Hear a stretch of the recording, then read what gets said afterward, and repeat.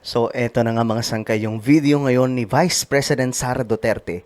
Pinagpipiesta na po sa buong bansa. At ito po ay trending. Naku, tingnan po natin.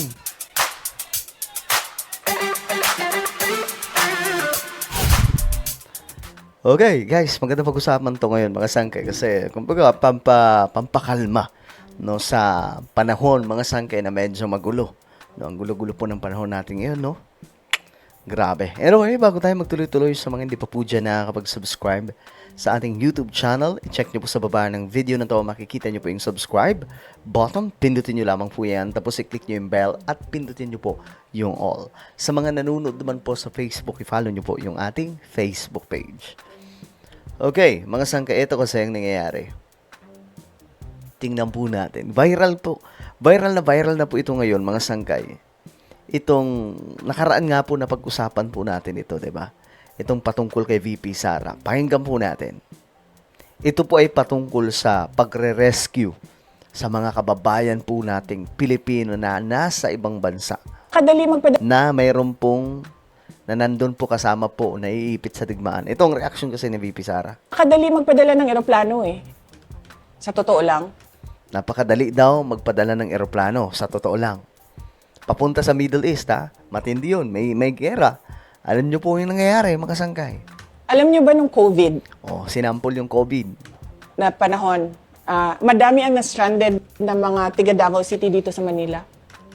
Napakadali. Nagkontrata kami ng commercial airline. Sabi namin, isasakay namin sila lahat, babayaran namin kayo using COVID funds. So, ilang beses namin ginawa yon. Guys, wala pong digmaan nun. Wala pong missile nun. Wala pong mga warplanes nun. Wala pong mga drones, mga sangkay. Alam po natin lahat ng pandemic yun.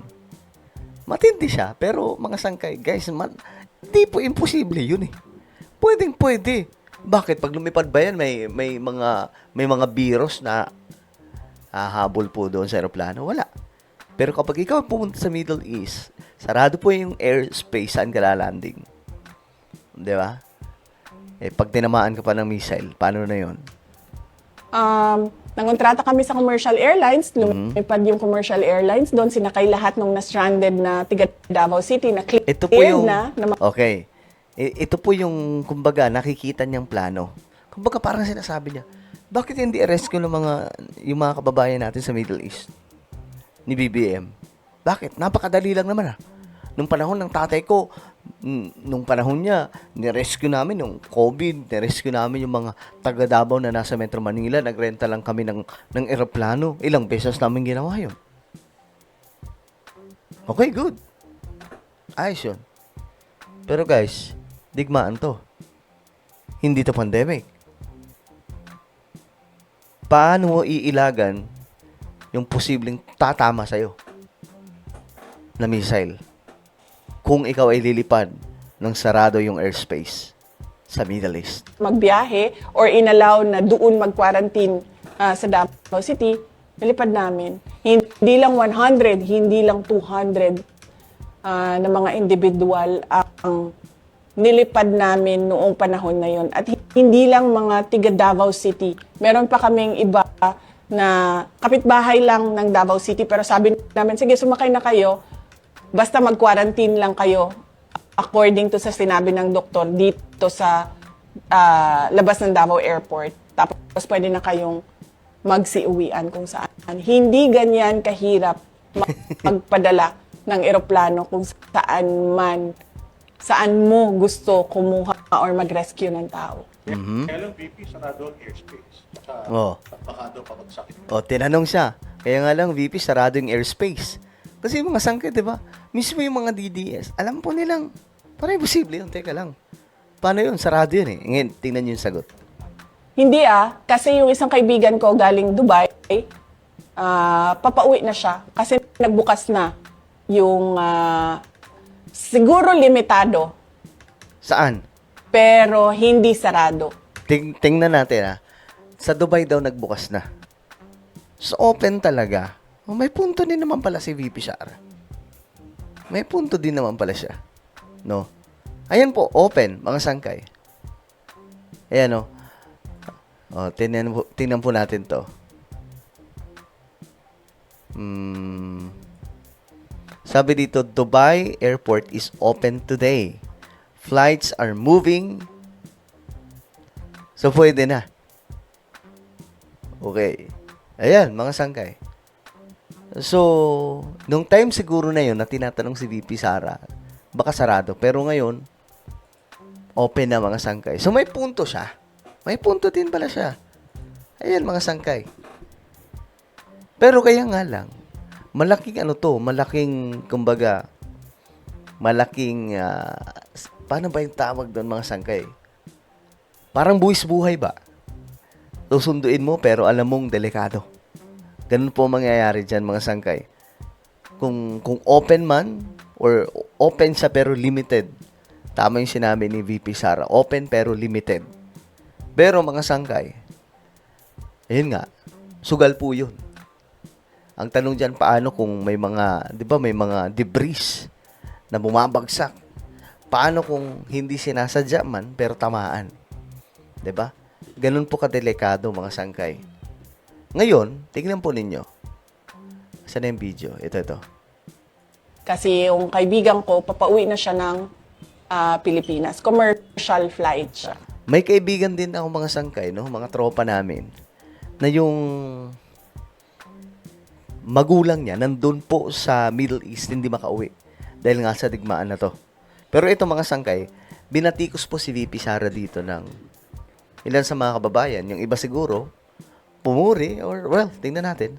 Sabi dito, opo, for president to. Sabi naman sa, did you know about the so-called no-fly zone in the Middle East? Ayan, mga sangkay. Yan po yung mga komento nila. Running for president pa to, ha? Kasi nga po mga sangkay, kumbaga sinasabi nila na, parang imposible naman yung sinasabi ninyo na pwedeng bumiyahe sa ganitong kadelikadong sitwasyon. Who's gonna tell her? Sabi dito, missile versus COVID.